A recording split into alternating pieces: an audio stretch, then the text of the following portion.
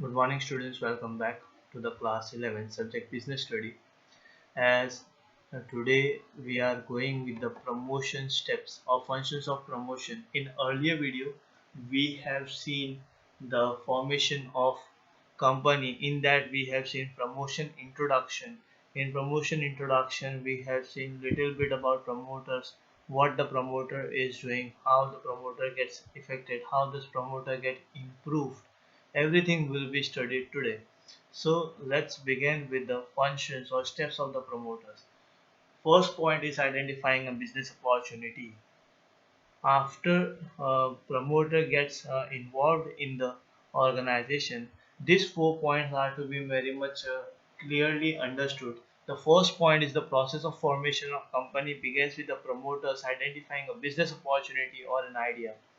कोई भी प्रमोटर पहला स्टेप अगर कंपनी बना रहा है या कंपनी बनाने के लिए पहला स्टेप अगर प्रमोटर आगे बढ़ता है तो प्रमोटर सबसे पहले अपॉर्चुनिटीज देखता है और अपॉर्चुनिटीज के साथ साथ में आइडियाज भी देखता है और आइडियाज के साथ साथ में वो ये भी देखता है कि उससे उनको क्या फायदा होगा या कंपनी को क्या क्या फायदा हो सकता है। तो सेकंड पॉइंट आपको यहाँ पे दिया हुआ है, the idea may be with the respect of setting up a new business or expansion of existing unit or merging of two business units। Ideology ये भी हो सकती है कि नया बिजनेस स्टार्ट करना है या फिर जो एग्जिस्टिंग बिजनेस है उसको और एक्सपेंड किया जा सकता है या फिर दो अलग अलग बिजनेस जो एक ही टाइप का काम करते हैं उनको साथ में लेकर आ जाना, ये भी हो सकता है। तो आइडेंटिफाइंग बिजनेस अपॉर्चुनिटी में यही होता है। प्रमोटर जो होता है वो इस आइडियोलॉजीज के साथ में बहुत सारी चीज़ों को ध्यान में रखता है, जैसे profitability, risk in risk involve, resources requirement, ये सब चीज़ें वो ध्यान में रखता है। और ये सब चीज़ देखने के बाद में वही फिर बाद में आगे फेसिबल करता है या फेसिबल स्टडीज करता है आइडिया लेने के बाद में। तो फेसिबल स्टडीज क्या है? सेकंड पॉइंट आपका फेसिबल स्टडीज ही है। Feasible study may not be feasible or profitable to convert all ideal business identified business opportunity in the real projects।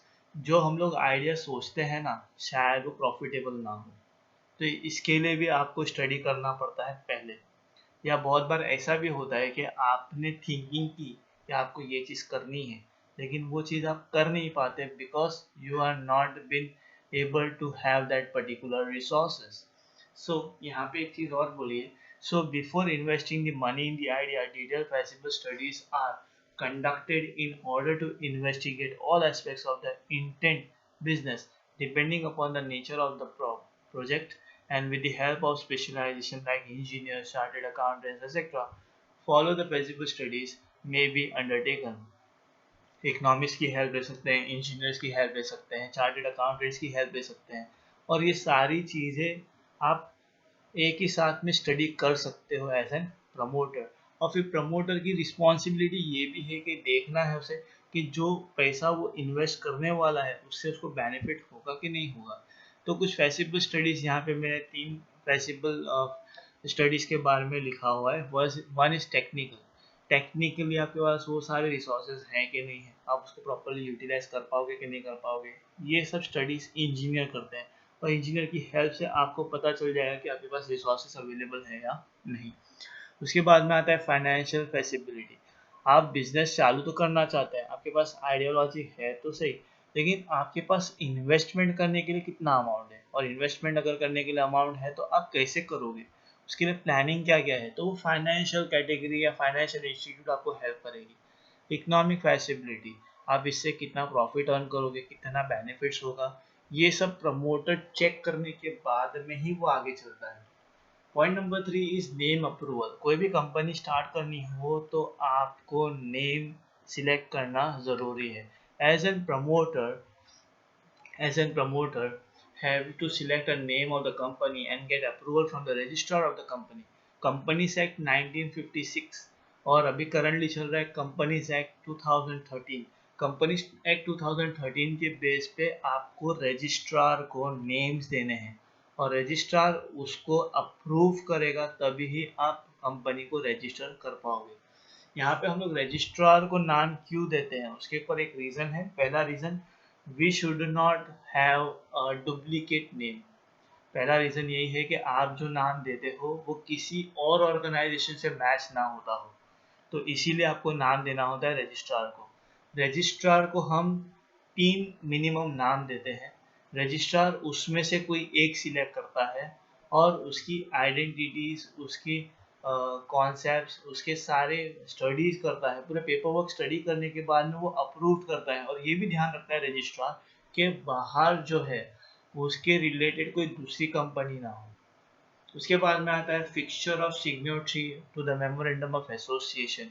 Memorandum of association एक डॉक्यूमेंट है जो कंपल्सरीली सबको चाहिए होता है बिजनेस स्टार्ट करने के लिए। तो मेमोरेंडम ऑफ एसोसिएशन को साइन करने के लिए कौन सा पर्सन सूटेबल है, उसके लिए आपको सिलेक्ट करना पड़ता है एक पर्टिकुलर पर्सन। तो यहाँ पे दिया हुआ है, the promoter has decided about the people who will sign a memorandum of association of a proposed company. Usually the people who sign the memorandum is known as signatory, the first director of the company. Ultimately signatory जो होते हैं organisation start होने से पहले ही या incorporate होने से पहले ही अपॉइंट किए जाते हैं। तो ये जो है वो first directors of the company होते हैं, board of directors of the company.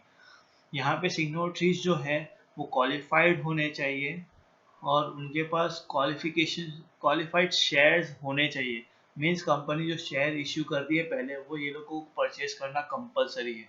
Memorandum को साइन करने के लिए गवर्नमेंट ऑर्गेनाइजेशन है या पब्लिक ऑर्गेनाइजेशन है तो minimum 7 persons are required, whereas in private minimum 2 persons are required to sign that memorandum of association.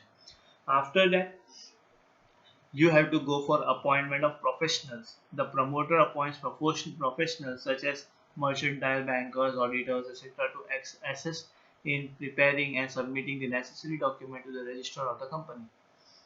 फिर बाद में प्रमोटर की फिफ्थ ड्यूटी ये है कि वो अपॉइंट करता है सम प्रोफेशनल्स, जो मर्चेंटाइल्स हो सकते हैं, बैंकर्स हो सकते हैं, ऑडिटर्स हो सकते हैं, जो डॉक्यूमेंटेशन वर्क बहुत अच्छी तरह से करते हो। और वो सारे डॉक्यूमेंटेशन वर्क करने के बाद में वो रजिस्ट्रार को हम सबमिट करते हैं।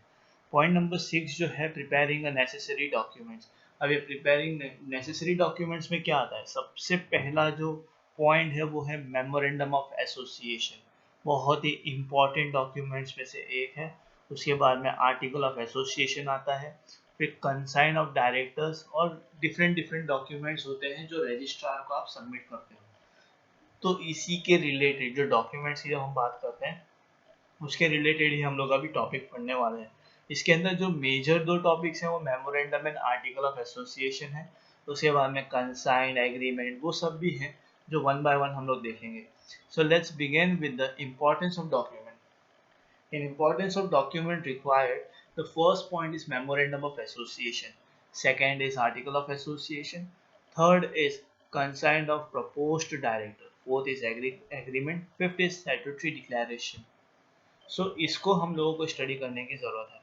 तो पहला पॉइंट आपको दिया है, memorandum of association is a principal document of company. Memorandum of association company का पहला डॉक्यूमेंट है और एसेंशियल डॉक्यूमेंट है, ये दिमाग में रखना है आपको। इससे हम लोग एक कंपनी का पूरा स्ट्रक्चर क्रिएट कर सकते हैं, इसीलिए इसको मेमोरेंडम ऑफ एसोसिएशन कहते हैं। Memorandum of association long term base पे बनाया जाता है। मेमोरेंडम ऑफ एसोसिएशन एक बार आपने बना दिया तो उसको आप चेंज नहीं कर सकते, ये ध्यान में रखना। It has been described as a charter of a company, means structure of a company, as in containing the power, objective of the company, defining the scope of its operations and it's related with the investors and outside world।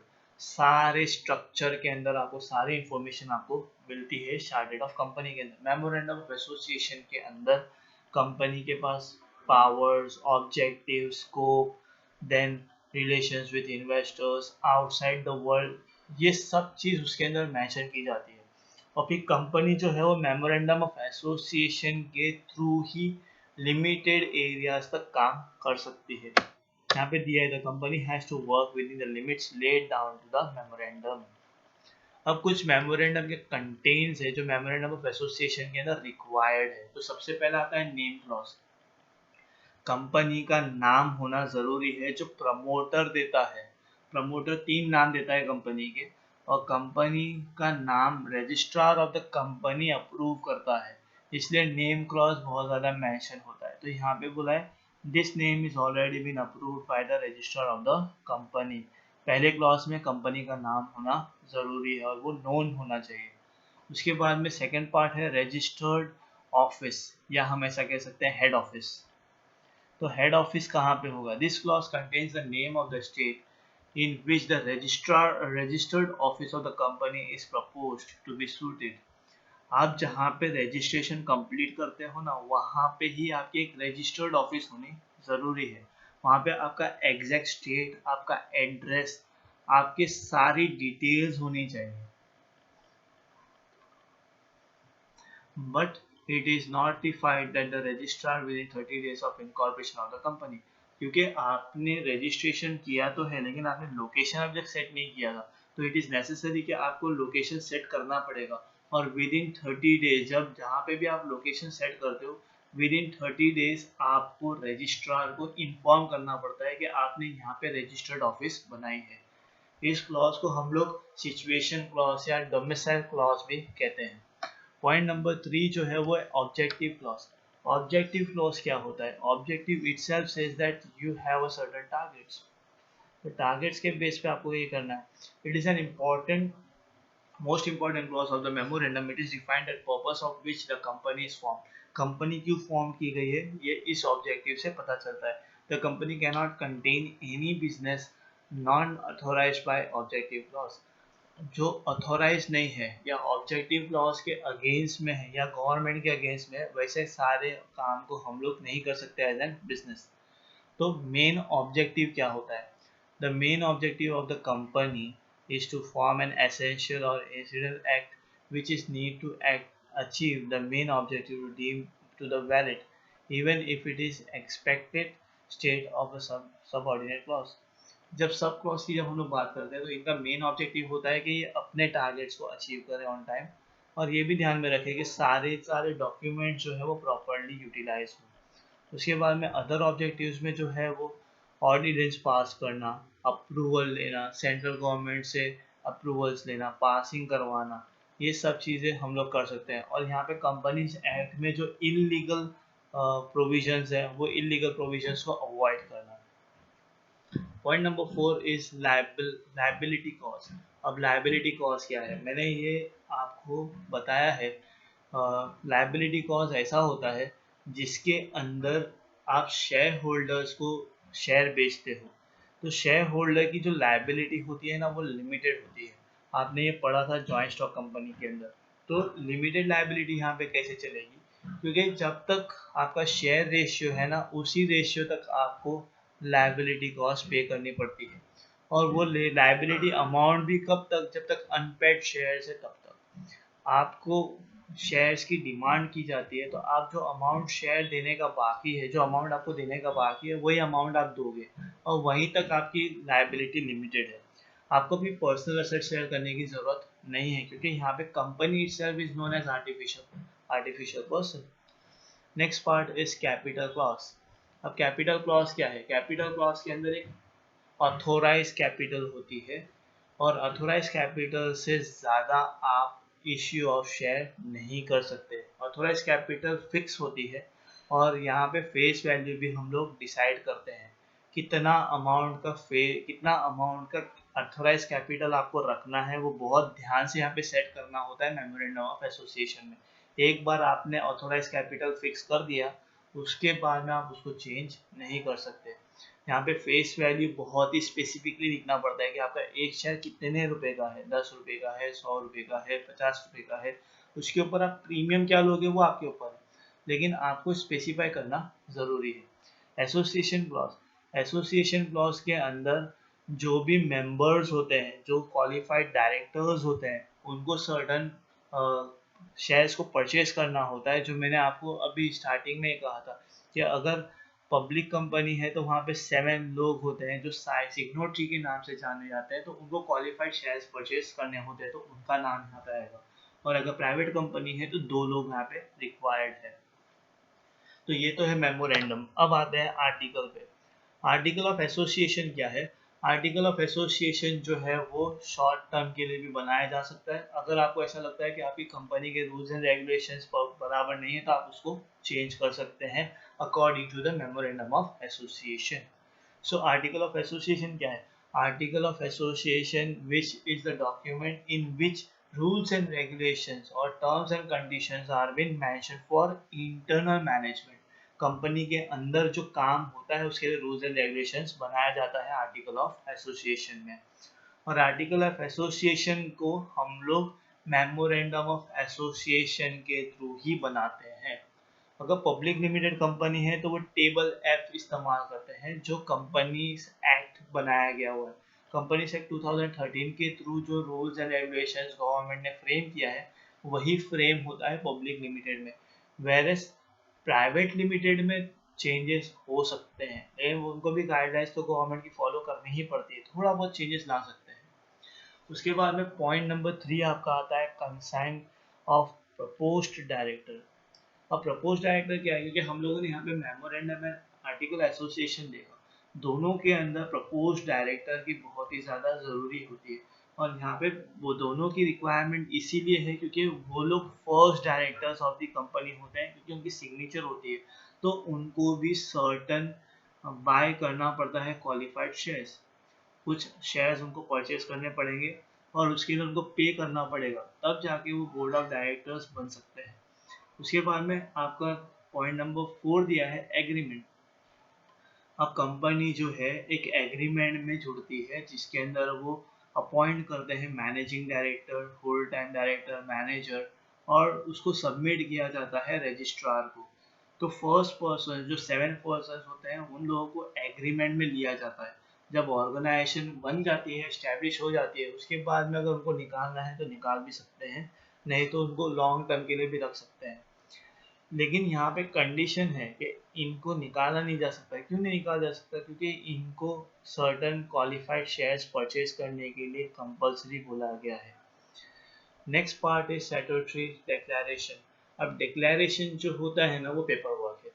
तो यहाँ पे क्या है? A statutory declaration is to be submitted to the registrar stating the all legal requirements of Companies Act in regulated to incorporation, and this statement signed by advocate of High Court or Supreme Court, Chartered Accountant, Secretary, full-time person named as article as a director, managers or secretaries of the company। ये जो documents होते हैं ना ये registrar को आपको submit करना होता है। तो रजिस्ट्रार को जब आप ये सारे डॉक्यूमेंट सबमिट करते हो with the help of advocate signature, chartered accountant signatures, articles as an director signature and the secretary और manager of the company signature, आप जब इस सिग्नेचर के साथ में वो पूरा डॉक्यूमेंट बनाते हो और बना के जब रजिस्ट्रार को देते हो तो रजिस्ट्रार क्या करेगा? उसको प्रॉपरली डिटेल से स्टडी करेगा और स्टडी करने के बाद में वो आपको एक सर्टिफिकेट बना के देगा। वो सर्टिफिकेट होगा इनकॉर्पोरेशन। इसको देने के साथ साथ में आपको पे करना होता है सर्टेन अमाउंट ऑफ फीस। तो यहाँ पे पेमेंट ऑफ फीस भी दी हुई है। The payment of fees along with the above document necessary fees has to be paid or registration fees has to be paid to the registration of company। यहाँ पे जो amount है वो authorise share capital के ऊपर आपको पे करनी होती है। फॉर एग्जांपल अगर आपने 10 लाख रुपीस अगर रखी है तो 10 lakh rupees share authorise share capital अगर आपने रखा है 10 लाख रुपीस, तो 10 लाख रुपीस के हिसाब से ही आपको पेमेंट करनी पड़ती है फॉर रजिस्ट्रेशन। तो आपने ये कुछ नेसेसरी डॉक्यूमेंट्स देखे। नेसेसरी डॉक्यूमेंट्स के बाद में आता है इनकॉर्पोरेशन ऑफ कंपनी। ये इनकॉर्पोरेशन ऑफ कंपनी के अंदर 3 ही पॉइंट है, ये 3 पॉइंट हम देखते हैं। अब इनकॉर्पोरेशन क्या होता है? इनकॉर्पोरेशन आप जब पेमेंट कर देते हो तो उसके बाद में आपको कंपनी स्टार्ट करने की परमिशन मिल जाती है, उसको कहते हैं इनकॉर्पोरेशन ऑफ कंपनी। लेकिन यहाँ पे प्राइवेट ऑर्गेनाइजेशन बिजनेस स्टार्ट कर सकता है बट पब्लिक स्टार्ट नहीं कर सकती। इसलिए यहाँ पे एक पूरा डिटेल में मैंने लिखा हुआ है, इसलिए आपको समझाने में आसानी भी रहेगी। Incorporation means registration of company under the Companies Act 2013 or any previous company law। Any previous company law मतलब 1956। This is the second stage where the organization do all the documentation work, paid all the money, and then they have been received incorporation certificate. Now they have to follow these 3 points. The first point is filling of documentation. The promoter makes an application to the registrar to incorporation of company. Payment हो गई, incorporation की उन्होंने application डाल दी. उसके अंदर वो क्या क्या अटैच करते हैं वो देखो. पहले मेमोरेंडम ऑफ एसोसिएशन अटैच करते हैं जिसके अंदर address, occupation, number of shares issued, subscribe, signatories सब कुछ मेंशन होता है. स्टैम्प, सील सब कुछ होगा. उसके बाद में सेकंड डॉक्यूमेंट जो है वो आर्टिकल ऑफ एसोसिएशन का होता है. फिर third document return consign of propose director होगा. Fourth agreement. Fifth copy letter of registrar. जो कंपनी का नाम मेंशन किया गया है वो रजिस्ट्रार से होता है, उसकी कॉपी होनी चाहिए. फिर उसके बाद में स्टैट्यूटरी डिक्लेरेशन होगी. और फिर एग्जैक्ट एड्रेस, जो क्लॉजेस हमने मेमोरेंडम में पढ़े वो सारे के सारे यहाँ पे अटैच्ड होने चाहिए. उसके बाद में आप पेमेंट करते हो, पेमेंट ऑफ फीस कर देते हो. जब पेमेंट ऑफ फीस हो जाती है, रजिस्ट्रार का रिस्पॉन्सिबिलिटी ये है कि वो सब कुछ चेक करे. और सब कुछ चेक करने के बाद में जब वो सेटिस्फाइड हो जाए तो फिर वो एक सर्टिफिकेट ऑफ इनकॉर्पोरेशन स्टार्ट करके देता है या सर्टिफिकेट आपको देता है. The registrar synchronize all the documents, and if he is satisfied with the above all the completion of formalities of registration, he will issue certificate of incorporation. The moment certificate is issued, the company come into existence. Yes, जिस दिन अगर company ने आपको permission दे दी कि हाँ आपकी company का certificate ready हो गया.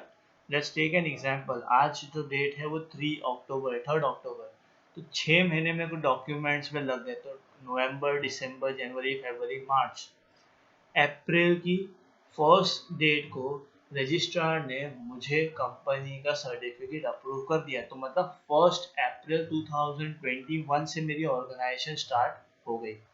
तो यहाँ पे प्राइवेट ऑर्गेनाइजेशन काम करना शुरू कर सकती है, बट पब्लिक कंपनी को और 2 स्टेप्स फॉलो करने पड़ते हैं यहाँ पे. तो पब्लिक कंपनी यहाँ पे ऑर्गेनाइजेशन स्टार्ट नहीं कर सकती. इनकॉर्पोरेशन के बाद में दूसरे 2 पार्ट्स हैं, वो है कैपिटल सब्सक्रिप्शन.